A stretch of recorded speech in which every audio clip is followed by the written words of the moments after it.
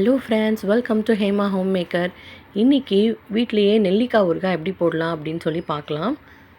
நான் 1/2 கிலோ அளவு நெல்லிக்காய் எடுத்திருக்கேன். உப்பு போடாமல் நல்லா நெல்லிக்காவை நல்லா வாஷ் பண்ணிவிட்டு குக்கரில் 5லேருந்து 6 விசில் நல்லா விட்டு எடுத்திங்கன்னா நல்லா சாஃப்டாக வெந்துடும்.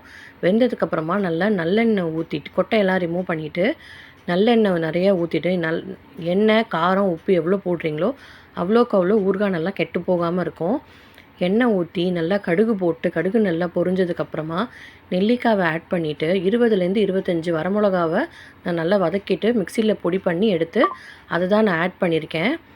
நல்லா இந்த மாதிரி ஒரு 15 to 20 மினிட்ஸ் நல்லா நெல்லிக்காய் அந்த காரத்தோடு அந்த உப்போடு சேர்ந்து நல்லா வதங்கணும்.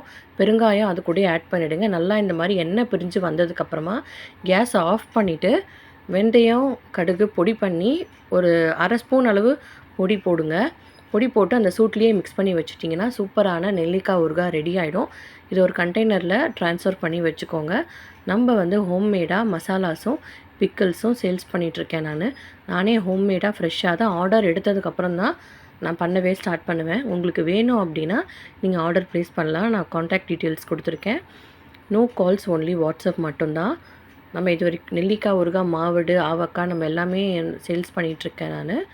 உங்களுக்கு வேணும் அப்படின்னா நீங்கள் ஆர்டர் ப்ளேஸ் பண்ணிக்கோங்க. எல்லாமே ஃப்ரெஷ்ஷாக நல்லெண்ணெய் ஊற்றி தான் செய்கிறது. ஸோ லெமன் ஊறுகாய், நெல்லிக்காய் எல்லாமே ஃப்ரெஷ்ஷாக இருக்குது. பார்த்தாலே உங்களுக்கே தெரியும். என்னோடய இன்ஸ்டா ஐடியும் கொடுத்துருக்கேன், ஃபாலோ பண்ணிக்கோங்க இன்ஸ்டாலேயும்.